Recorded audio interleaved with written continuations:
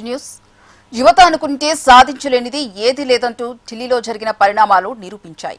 అదే తరహాలో కరీంనగర్లోనూ స్థానిక సమస్యలపై సోషల్ మీడియాను వేదికగా చేసుకుని గలం విప్పుతున్నారు ఇద్దరు యువకులు. ప్రజలను పట్టి పీడిస్తున్న సమస్యలను వినూత్నంగా చాటి చెబుతూ పాలకుల పాలిట కాక్రోచులుగా మారిపోయారనే చర్చ స్థానికంగా సాగుతోంది. అసలు ఎవరి యువకులు, ఏంటా పోరాటం? Let's watch the story. ప్రజలకు ఊరటనివ్వాల్సిన కరీంనగర్ రైల్వే ఓవర్ బ్రిడ్జ్ ఇప్పుడు ప్రజలకు నిత్య ఇబ్బందిగా మారింది. 3.5 ఏళ్లుగా పనులు కొనసాగుతుండటంతో ధర్మపురి, మంచిర్యాల సహా పలు ప్రాంతాల నుంచి వచ్చే వాహనదారులు ప్రతిరోజు రైల్వే గేటు వద్ద నిరీక్షించాల్సొస్తోంది. అత్యవసర సేవల అంబులెన్సులు ట్రాఫిక్లో చిక్కుకుంటుండగా ఆలస్యంతో ప్రాణాలు కోల్పోయిన ఘటన చోటు చేసుకుంది.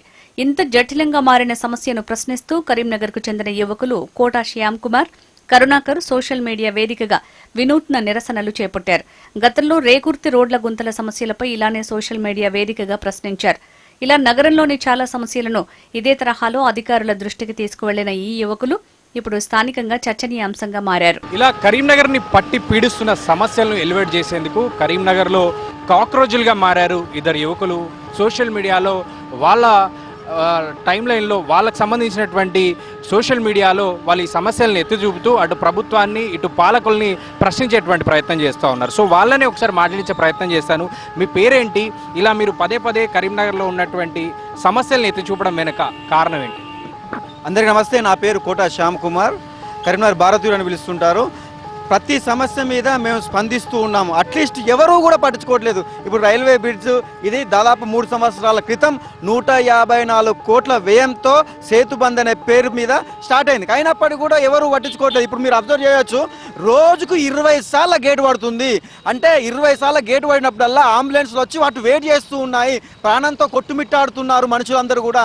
అయినా కూడా ఎవరు స్పందిస్తలేరని మేము స్పందిస్తున్నాము. మీకు ఒక చిన్న ఇన్సిడెంట్ కూడా గుర్తు చేస్తాను. 2023లో గురుకుల పాఠశాలలో పాపను చూడడానికి వచ్చిన తండ్రి గుండెపోటుతో తిరిగి రిటర్న్ వెళ్ళేటప్పుడు గుండెపోటుతో ఇక్కడ రైల్వే బ్రిడ్జ్ దగ్గర అంబులెన్స్లో ఆగి 15 నుంచి 20 నిమిషాలు అక్కడే ఆగిపోవడం వల్ల అక్కడ సిపిఆర్ చేయడం కూడా వేస్ట్ అయిపోయి, సిపిఆర్ చేసినా కూడా బతకలేకపోయారు. ఆయనను 20 నిమిషాల తర్వాత హాస్పిటల్ తీసుకుపోతే చనిపోయారు. ఒక్క 5 నిమిషాల ముందు తీసుకొచ్చిన బతికించే వాళ్ళని డాక్టర్ చెప్పారు.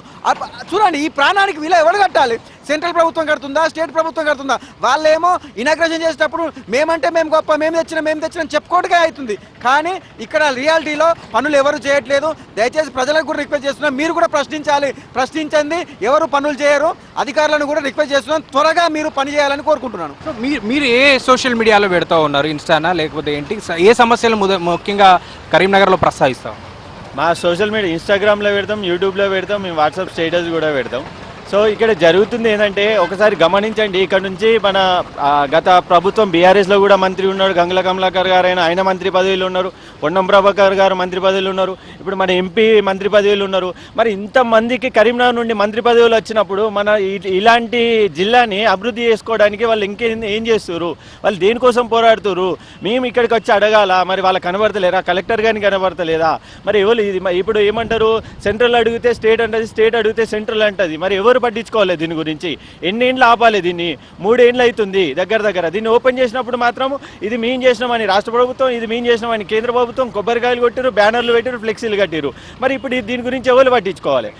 సో ఇది ముఖ్యంగా కరీంనగర్లోని సమస్యల్ని కరీంనగర్లో ఉన్నటువంటి యువత నిజానికి ఇప్పుడు ఎక్కడైతే ఢిల్లీలో మనం చూసాం కాక్రోచ్ జనతా పార్టీ అంటే యూత్ అంతా కూడా ఒక్కసారిగా ఒక దగ్గర జాయిన్ అయ్యి సమస్యలను ఎలివేట్ చేశారు. సేమ్ అదేవిధంగానే కాక్రోచ్లు అంటే గుంపులుగా రావాల్సిన అవసరం లేదు, ఇండివిజువల్గా కూడా స్థానికంగా ఉన్న సమస్యలను ఎత్తి చూపొచ్చు అనేటువంటి విషయాన్ని కరీంనగర్ యువత వీరిద్దరు కూడా తెలియజేస్తూ ఉన్నారు. సోషల్ మీడియాలో వారి వంతుగా కరీంనగర్ సమస్యలను ఎలువెత్తి చూపుతూ అటు పాలకుల్ని ఇటు ప్రభుత్వాన్ని ప్రశ్నిస్తూ ఉన్నారు. మరోవైపు వర్షాకాలం వచ్చిందంటే చాలు ఈ సమస్య వాహనదారులకు మరింత ఇబ్బందికరంగా మారుతూ ఉంటుంది. దీంతో కేంద్ర సహాయ మంత్రి బండి సంజయ్ ఇటీవల ఈ ఆర్ఓబీ పనులపై సమీక్ష నిర్వహించారు. వర్షాకాలంలో గుంతలను వెంటనే పూడ్చాలని, ఆర్ఓబీ నిర్మాణాన్ని వేగవంతం చేయాలని అధికారులను ఆదేశించారు. కేంద్ర మంత్రి ఆదేశాలతో జిల్లా కలెక్టర్ పనుల్ని పరిశీలించారు. నిజానికి సేతు బంధు పథకం కింద కేంద్రం 150 కోట్ల నిధులు కేటాయించినప్పటికీ రాష్ట్ర ప్రభుత్వం చేయాల్సిన సర్వీస్ రోడ్ల భూసేకరణ ఆలస్యంతో పనులు ముందుకు సాగటం లేదని బీజేపీ నేతలు చెబుతున్నారు. మరోవైపు కేంద్ర రాష్ట్ర ప్రభుత్వాల మధ్య సమన్వయ లోపమే జాప్యానికి కారణమనే అభిప్రాయాలు వినిపిస్తున్నాయి. దాదాపుగా యాక్సిడెంట్లు కూడా చాలానే అవుతున్నాయి. రాకపోకలు కానీ ఏదైనా అంతరాయం కలిగి ప్రెగ్నెన్సీ వాళ్ళకు కూడా చాలా ఇబ్బంది అవుతుంది. ఎంత తొందరగా కంప్లీట్ అయితే అంత బాగుంటుందని జనం మేము కోరుకుంటున్నాం. ఆర్ఓబీ నిర్మాణ జాప్యంతో ఇబ్బందులు పడుతోన్న వారిలో సామాన్య ప్రజలే కాదు, కరీంనగర్ తొలి పౌరుడు మేయర్ కొలగాని శ్రీనివాస్ ఉండటం కొసమెరుపు. తన డివిజన్ నుంచి మున్సిపల్ కార్యాలయానికి రావాలన్నా, తిరిగి ఇంటికి వెళ్లాలన్నా ప్రతిరోజు ఇదే ట్రాఫిక్లో చిక్కుకోవాల్సిన పరిస్థితి. ప్రజలతో పాటు ప్రజాప్రతినిధులు సైతం ఒకే సమస్యను ఎదుర్కొంటున్న వేళ కేంద్రం రాష్ట్రం మధ్య సమన్వయ లోపాలకు ముగింపు పలికి ఆర్ఓబీ నిర్మాణంలో వేగం పెంచాలని స్థానికులు డిమాండ్ చేస్తున్నారు.